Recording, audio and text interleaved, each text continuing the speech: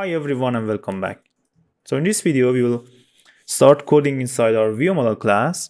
So the first thing is we are going to have two objects called localSurfaceViewRenderer.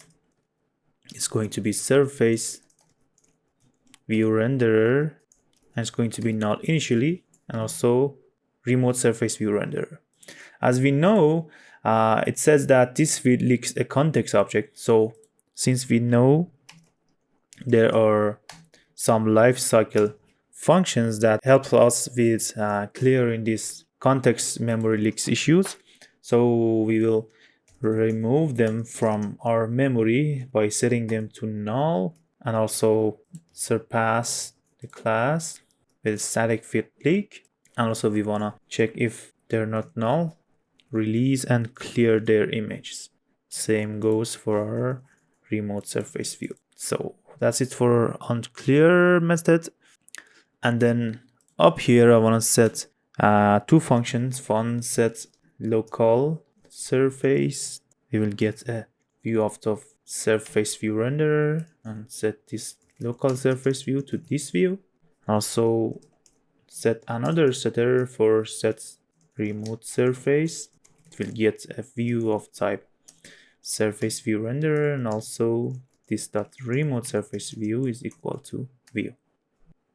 So down below we will have a function called init, which takes a username of type string. And first thing to do is to memorize this username. Private var username type string. It's going to be nullable, and initially it's going to be an empty string. So this username is equal to username from our function, and inside this we will create a private var RTCClient of type RTCClient, and it's going to be null initially. But here we will instantiate our RTCClient just like that, is equal to RTCClient. It's going to need an application, username, SocketRepository and observer. Okay, so first let's inject the application, private val application, private val SocketRepository. So let's go down here, check again. We will pass application here. Username is going to be username, and SocketRepository is here. And for the observer, we'll create a new object of type PeerConnectionObserver, and then instantiate like this. Later we will implement the methods that we want inside our PeerConnectionObserver. But before that, do not forget to instantiate your SocketRepository like this, init socket, and pass the username to it. And also as the interface, we'll simply pass this to it, and then let's our MainViewModel implements the interface new message interface. Let's implement the functionality of it. So whenever we receive a socket message from our SocketRepository, this function will be triggered. So let's go back to our RTCClient initialization. Inside here, the first function that we need is on iceCandidate. We want to use our RTCClient and add this iceCandidate to our peer connection using this function, and then create a candidate object which is called to hash map of stp mid to p0.stp mid. Same goes for stp mline index and stp candidate. After creating this candidate object, we want to use the SocketRepository and send message to socket. We will create a new message model. The type is going to be iceCandidate. The username and target is going to be target, which I don't have initialized yet. So this one is initially null. We will receive it when we want to start a call using a text field that who is starting the call, or we will instantiate this target whenever we receive an offer, so we know who is our target. I'll add this target implementation later and you will see what's going on. So I'll set the target to it. So this iceCandidate process is right after signaling is done. So whenever a session description is made, we know who is our target. So do not be worried about this target stuff, and the data is going to be these candidates.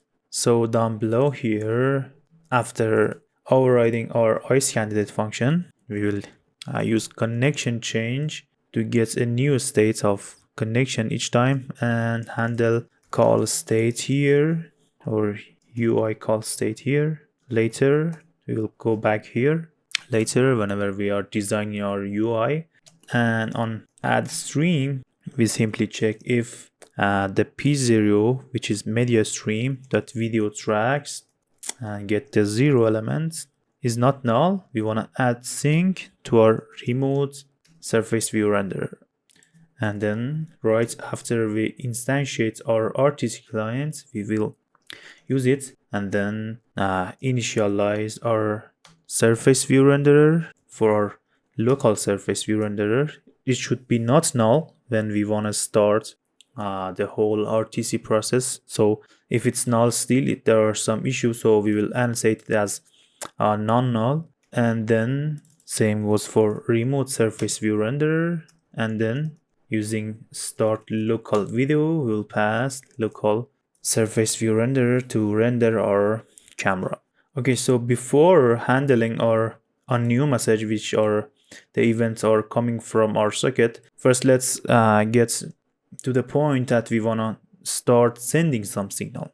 For example, from startCall, we will have the target here. So you will see the target of class is going to be target of this one. Then we want to use SocketRepository that send message to the sockets. We will create a message model. The type is going to be startCall. The username is going to be our username, target, and the data is going to be null.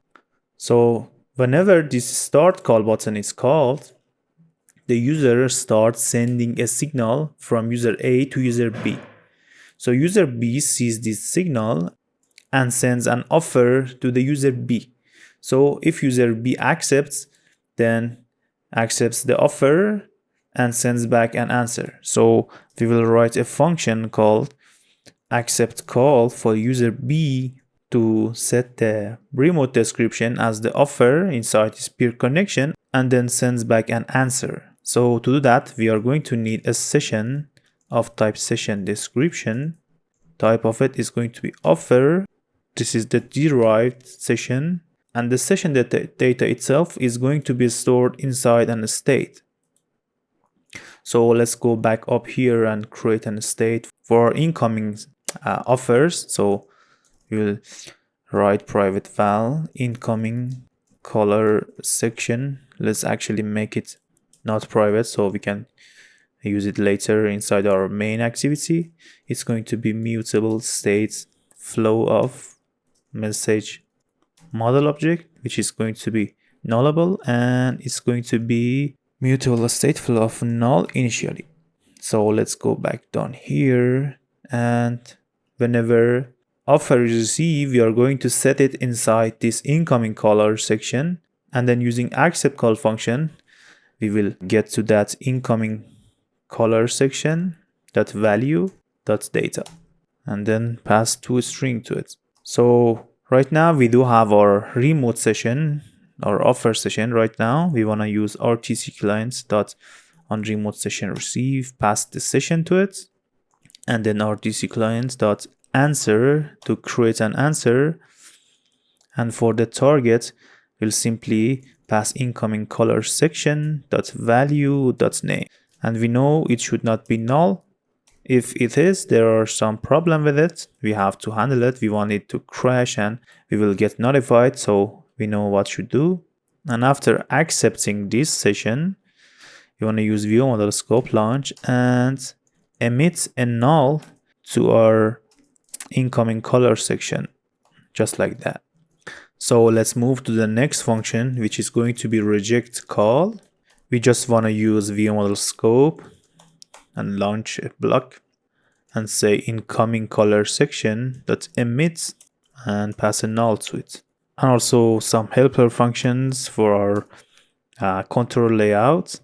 So from on audio button clicked of type boolean. We'll use RTCClient, toggle audio and pass bool to it.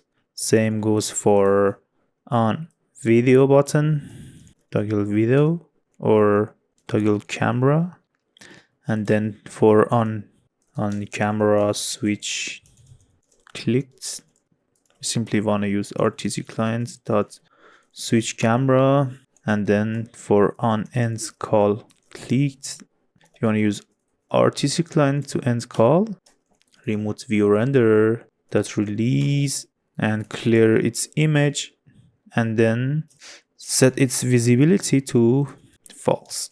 Okay, so let's move to the most important part of this video, which is the response from our WebSocket clients. Whenever we receive an event here, we want to decide what to do, how to update our UI. So I'll launch a coroutine block using dispatchers.main, since we want to update our UI within this function, and we will decide using when statement using message.type. First thing that we want to check is we want to call response. So whenever we receive this call response object, we check if the data is equal user is not online.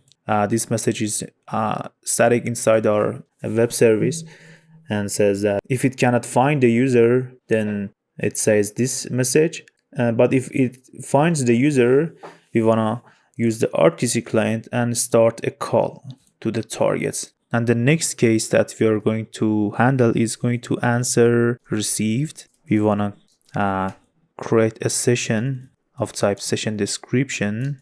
The type of it is going to be session description.type.answer, and the data is going to message.data to string. And using RTC client, using on remote session receive, pass this session to it. So whenever we receive an answer, we want to set it as our remote description. So after it or before it, we want to check if offer received is triggered.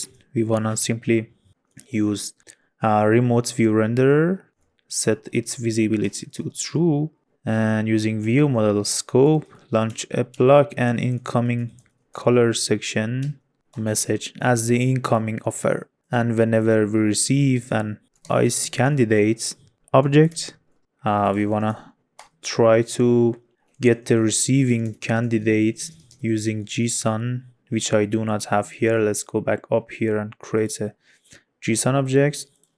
Private val JSON is equal to new JSON object. Let's go down here, and from JSON we will pass JSON to JSON first, message.data, and for the data model we will use iceCandidate model class.java, and using RTC client add iceCandidate and pass new iceCandidate from org.WebRTC library.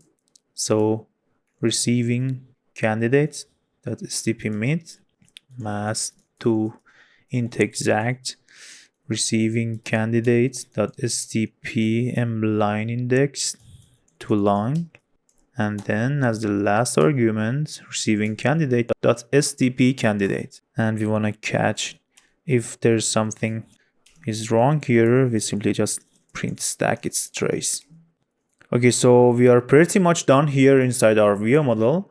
On the next video we will move to the main activity and start designing our main activity to handle the whole calling process. So till the next video, see you everyone.